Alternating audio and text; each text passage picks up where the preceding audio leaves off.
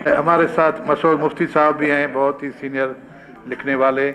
और इस तकरीब के हवाले से मैं आपको थोड़ा बताऊं कि पहली तकरीब जो हमने शुरू की थी मीटर राइटर, तो उसके पहले हमारे शिकार मशहूर मुफ्ती साहब थे। तो इनके बाद फिर अनवर साहब के घर के लोग भी आए हुए हैं। हमारी तो दिली ख्वाहिश है कि भाभी से कुछ सुने और कुछ बुराइयां भी सुने जो आमतौर पे न घर में कर सकती होंगी, न यहाँ भी शायद कुछ अनवर मशहूर साहब के हवाले से हमें कुछ अच्छी बुरी बातें सुनाएं। लेकिन और हमारे दोस्त हैं अमार, अगर वहाँ बैठे हुए हैं, अमार बैठे हुए ना, तो अमार साहब भी तैयार रहें कि ज़रा कुछ हमें अब्बा जी के बारे में बताएं ज़ाती हवालों से। तो उसके बाद हम मशहूर मुफ्ती साहब को गुजारिश करेंगे। अमार मशहूर साहब। ख़वातीन व हज़रात, बड़ा ही मुश्किल मरहला है मेरे लिए यहाँ पे बात करना। उसकी कई वजूहात हैं। एक तो ये है कि जो ये काबिल कदर लोग और ज़हीन फ़हीम आक़िल लोग बैठे हैं, उनके सामने वैसे भी मेरा कुछ कहना सजता नहीं है। दूसरी बात ये है कि मेरे वालिद और मेरी वालदा यहाँ पे बैठी हैं, तो मैं क्या कहूँ। और तीसरा अहम पहलू ये है कि मेरी अहलिया भी सामने बैठी हैं। बीवियों के सामने कुछ कहना एशियाई मर्दों की रवायत नहीं है। जो चंद बातें मैं इस हवाले से करना चाहता हूँ। मुझसे अक्सर लोग ये सवाल पूछते हैं और बड़े हक बजानिब होते हैं ये सवाल पूछने में कि आपके वालिद इतने बड़े शायर हैं, आप शेर क्यों नहीं लिखते। तो सारी उम्र लोगों ने मुझसे यही सवाल पूछा, तो उसके दो बड़े आसान से जवाब हैं। ये मेरा ज़ाती इंटेंशनल डिसीजन था कि मैं शेर नहीं लिखूंगा, और उसकी वजह ये थी कि अगर मैं खुदा न खास्ता अच्छा शेर लिखता तो किसी ने मानना नहीं था मैंने लिखा।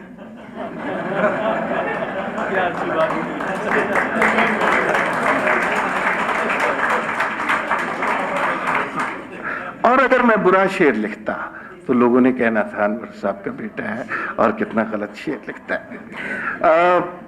जो मुझे ज़ाती तौर पे बहुत फ़ायदा हुआ ज़िंदगी में कि जो इस दौर के मशाहीर हैं, बहुत फ़हीम लोग हैं, वो सारे हमारे अंकल बनते हैं।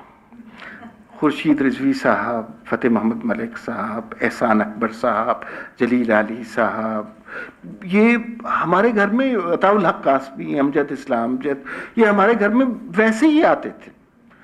तो इनसे बहुत सीखने का मौका मिला। तीन लोगों से जो बड़ी ख़ास ज़्यादा मुलाकात रही, अब जाहिर है बच्चे की हैसियत से, उसमें खुर्शीद रिजवी साहब, जब मैंने पहला अफसाना लिखा, और तो मैंने पहला अफसाना अपना जब लिखा था और बहुत कम उम्री में लिखा था, खुर्शीद रिजवी साहब को सुनाया था।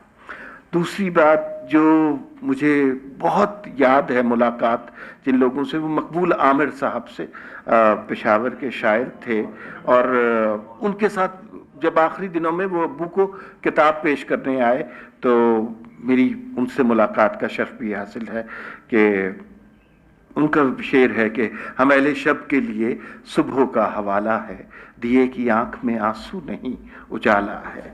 और एक और मुलाकात जो मुझे बहुत याद है, वासिफ अली वासिफ साहब के साथ, और मैं उस उम्र में था जब मुझे उनके मर्तबे और मकाम का बिल्कुल कोई अंदाज़ा नहीं था। और वो मैट्रिक के बाद के ज़माने की मुलाकात है, तो मुझे अब्बू ने ये तरबियत दी हुई थी कि मेहमानों से सवाल करनी चाहिए, बात करनी चाहिए।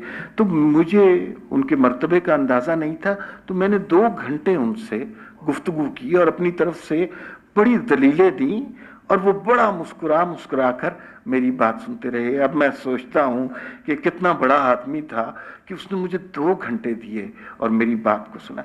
अब मुझे कुछ बात जाहिर है अपने वालिद के बारे में भी करनी। 2-3 चीज़ें जो मैंने इनके बारे में देखी हैं, उसका जिक्र खुर्शीद रिजवी साहब ने भी किया है। अब्बू 2 फ्रीक्वेंसीज पे होते हैं। एक फ्रीक्वेंसी में वो आपके सामने बैठे आपसे खिताब कर रहे हैं, दूसरी फ्रीक्वेंसी में वो शेर लिख रहे हैं।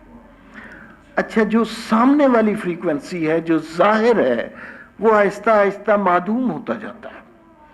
تو یہ انہیں یہ چہرے، یہ لوگ، یہ مقام، یہ منصب، یہ سٹیج، یہ گفتگو بھول جاتی ہے.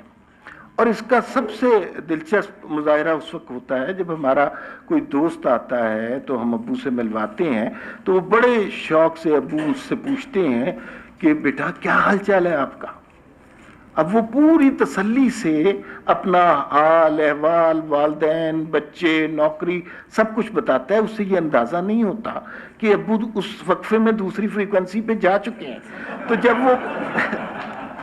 جب وہ 10 منٹ کے بعد اپنا جواب ختم کرتا ہے تو اس سے نیکسٹ سوال یہ ہوتا ہے تو پھر بیٹا کیا حال چال ہے آپ کا.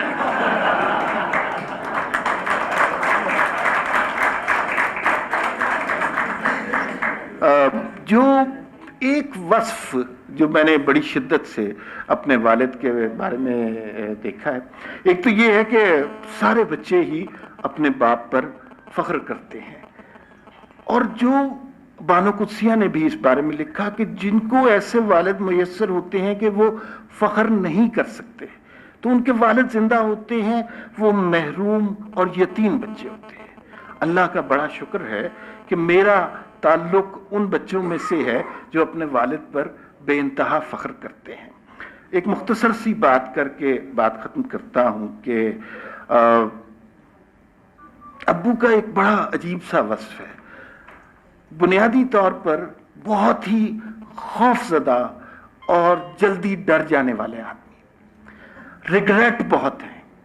لیکن وہ ریگریٹ پتہ ہے کیسے ہیں کہ یار آج وہ گاڑی کے پاس ایک بچہ پیسے مانگنے آیا تھا، 10 روپے تھے میرے پاس، 100 ہونے چاہیے تھے.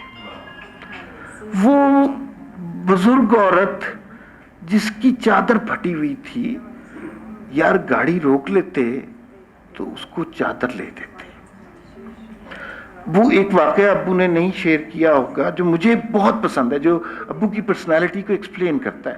منگل بازار، ہم I-9 میں ہمارا گھر تھا 5 مرلے کا، اور ابھی recently we have shifted from there. تو وہاں پر منگل بازار میں بچے مزدور ہوتے ہیں تو ایک دکان سے ایک بچے نے ایک ٹماٹر چرا لیا. دکاندار نے اس کو پکڑ لیا اور اس نے وہ جو پیٹیوں کی پھٹیاں ہوتی ہیں اس سے اس بچے کو بہت مارا. ابو نے یہ منظر دیکھا، اس بچے کو بہت پیار کیا، جو جتنے جیب میں پیسے تھے وہ دیے.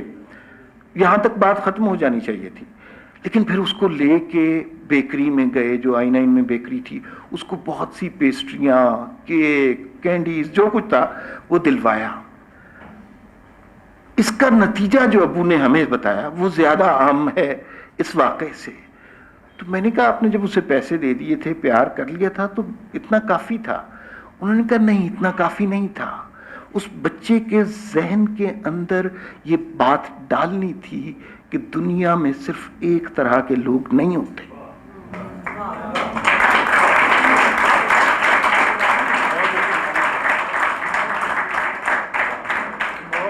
علم و ادب کے اتنے بڑے بڑے لوگ بیٹھے ہیں، یہ وہ لوگ ہیں جو ایڈورٹائزنگ والی لینگویج کو نا اشتہاری زبان کہتے ہیں. اور اشتہاری زبان کو اتنی اچھی زبان نہیں ہوتی، لیکن ایک اشتہار کے جملے پر اپنی بات ختم کرتا ہوں. اے خدا میرے ابو سلامت رہے. اگر ابھی تک آپ نے میرا YouTube چینل کلیات انور مسعود سبسکرائب نہیں کیا تو اب کیجئے اور شیئر کیجئے.